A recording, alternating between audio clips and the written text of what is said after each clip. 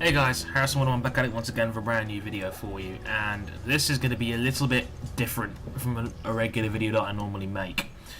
This is kind of brought on impromptuly based on the news that's going on in Bahrain right now on the Formula 1 Grand Prix, which is meant to take place this coming Sunday.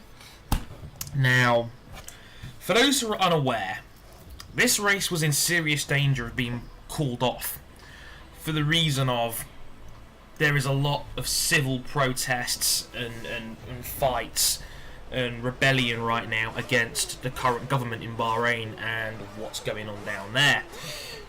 So there's been a lot of protesters, things like that taking place in the country right now, right where Formula 1 is meant to be. And obviously this is the biggest sports event on the Bahrain calendar. They love this track and it makes them a ton of money. So obviously Formula 1 are now down there for their race, which is meant to take place this Sunday.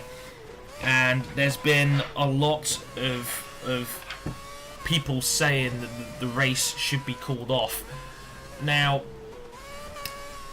I wanted to make this video so I could talk about the situation, and because I want to hear what you guys have to say on this one as well, because I always appreciate you guys as commenters, and you guys are very intelligent. Many of you guys know more about Formula 1 than I do, so I like the fact that I can bounce ideas off of you guys as well and talk about them. But here's how I see it. Force India as a team were right next to an exploding petrol bomb. I think it was on Thursday, just before first free practice. So yesterday, as I record this, I think they were in the vicinity when the petrol bomb exploded. Thankfully, no one was injured or hurt. Now, Bernie Eccleston and the FIA didn't have a Bahrain Grand Prix last year, mainly because of the civil unrest. Clearly, there is still civil unrest in Bahrain. The situation has hardly changed in the last year. So, if the situation hasn't changed, why is Bernie and the FIA running a Formula 1 race in Bahrain this year? What's the difference? What's made him change his mind? I don't get it. It makes no sense to me. If the situation hasn't improved, why are you running a race? Honestly, it's a frustrating thing because it's obvious that they're doing this so they can generate more money for the FIA. Because how much money would it cost the FIA to cancel this race? Probably a lot. And the drivers seem to be like oblivious to this one. Jenson Button's come out and said, "Oh, I trust the FIA. I'm sure they know all the information." And Sebastian Vettel wants to talk about important things like tyre temperatures and cars and things when stuff like this is still taking place. And I'm like, guys, by supporting what the FIA is doing, to a degree, they're supporting the civil unrest that's taking place in Bahrain. Because there's obviously big-time human rights issues that are taking place in the country right now. Yet you want to drive a Formula 1 car around here and put the safety of you and other guys around you at risk. I mean, let's put a scenario out here, for instance. Obviously, I hope this would never happen, but what if that petrol bomb exploded at the Force India camp?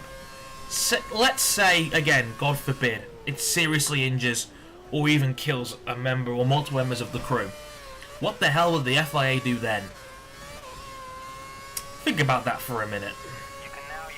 Obviously, I wish that would never happen on anybody, and of course, thank God it didn't.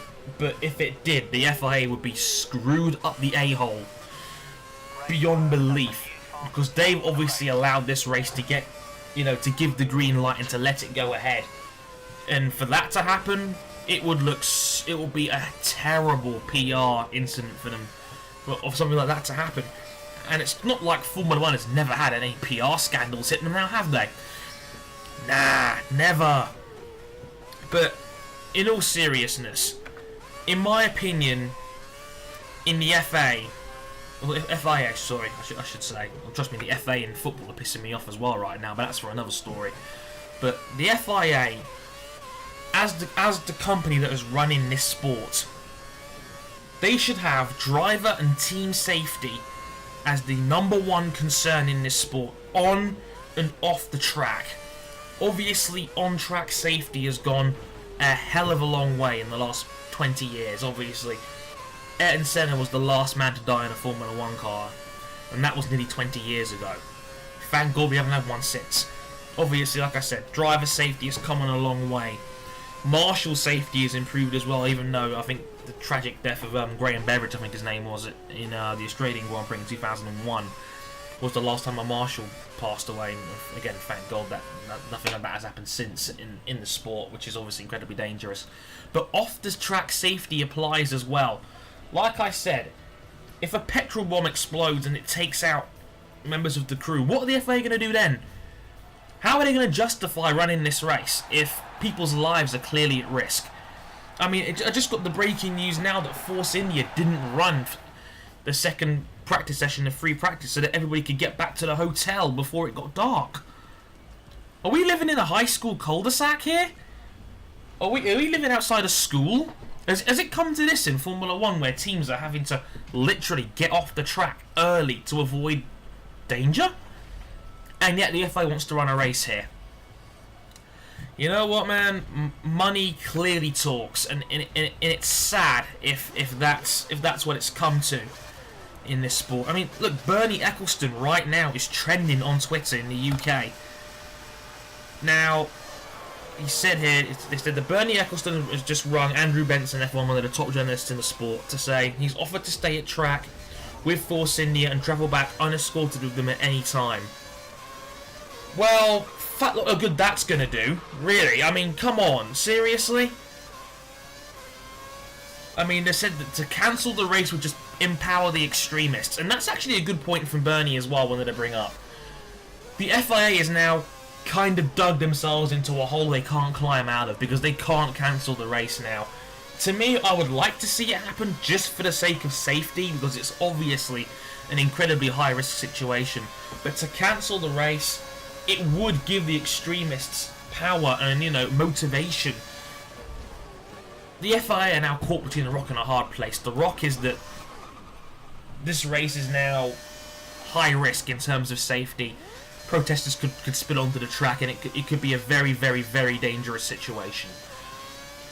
The hard place is that if they cancel, it could cause more unrest and the whole thing would be a catalyst for the civil unrest that's taking place in this country right now. So really, the FIA are damned if they do and they're damned if they don't. It's sad, really. It's just, imagine John Tott's mailbox if this race got cancelled. I reckon it would be something along the lines of, okay, you refused to race in Bahrain because of human rights violations, so why are you racing in China? So, you know, China, you know, famously have had communism and human, you know, rights issues for years and years and years in that regime, so why are you racing over there?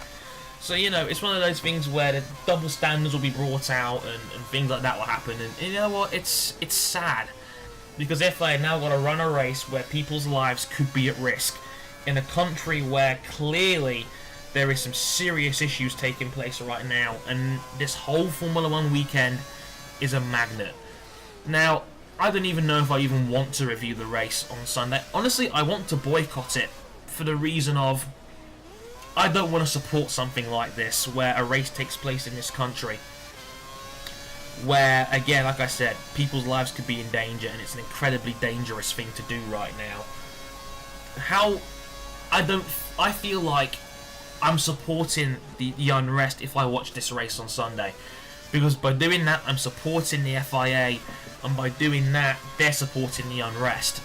So, it's like, okay, I'm going to leave this to you guys, you, the commenters on my videos. Do you want me to review the race on Sunday? If you do, let me know. If you don't, let me know as well. I'll leave this to you guys, because I think you guys, like I said, I've always said, this is a community channel. I listen to you guys. I respect all of you guys who take the time to watch, comment, and like my videos. It's only fair if I let you, the people, decide what you want to see.